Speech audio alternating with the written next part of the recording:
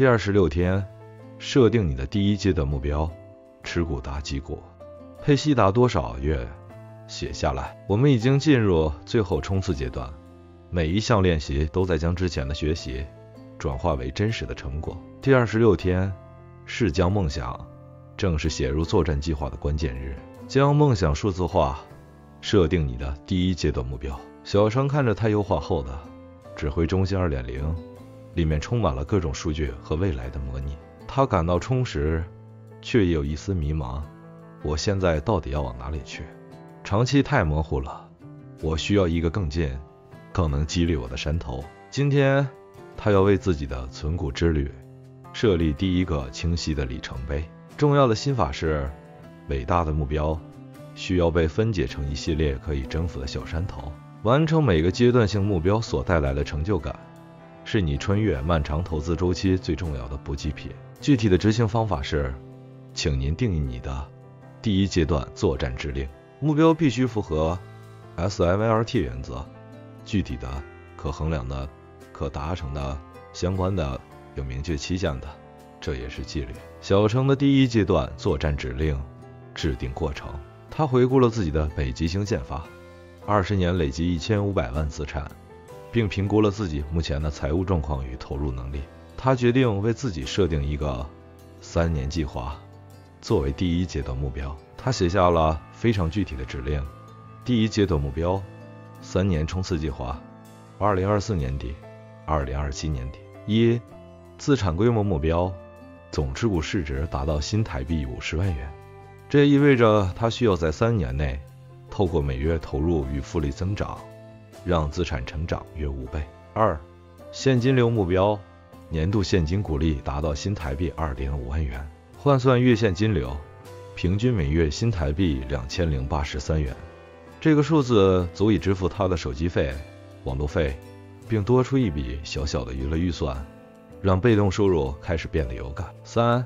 持股配置目標：核心艦隊0050006208，佔比提升至50%；衛星艦隊00878、00713等，佔比調整至50%。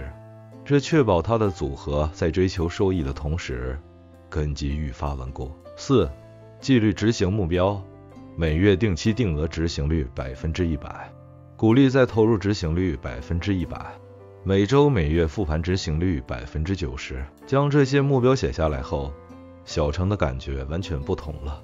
財務自由不再是一個遙遠的口號，而是在3年內打造一個50萬資產，每月產生2000元現金流的自動運轉系統。這個畫面從模糊到清晰，非常具體，且極具吸引力。為了達成核心佔比50%的目標，他知道在未來的新資金配置上需要更傾向於買進0050。他的每一次下單都與大目標緊密相連，這是策略指導戰術。當市場出現誘惑，例如標股明牌時，他可以問自己：這個動作有助於我達成第一階段的50萬目標嗎？如果答案是否定的，他就能輕易地拒絕誘惑，就是提供您決策的濾鏡。他將這份第一階段作戰指令列印出來，貼在他的書桌前，並設為手機待機畫面。他同時在試算表中建立了一個目標進度追蹤區，用圖表來顯示他當前市值與50萬目標的差距，以及股利收入與2.5萬目標的距離。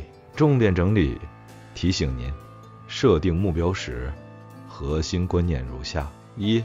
第一階段認知，目標設定時可以用張數、金額為里程碑，例如1張、5張、10張、50張，也可以用金額為目標，例如50萬、3年。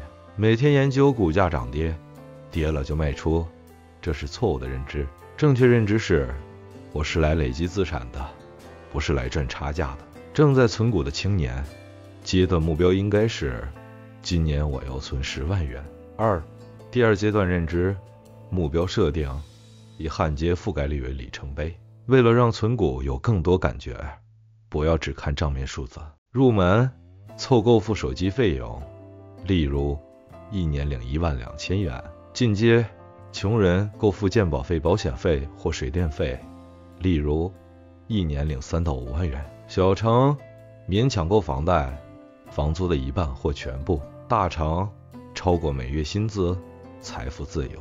認真存股，每完成一個，再繼續進行下一個階段目標。3.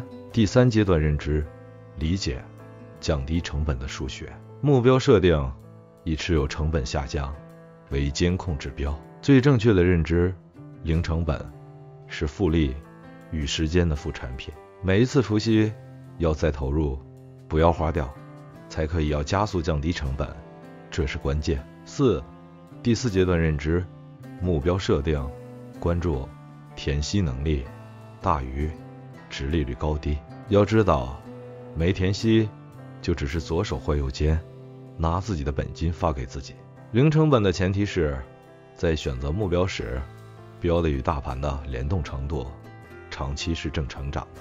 如果您想建立目標，播種期1到3年，目標是累積張數，例如先存到10張，心思專注在股數，金額成長。灌溉期3到7年，目標是鼓勵再投入，養大金雞母，自動長大，創造複利效果。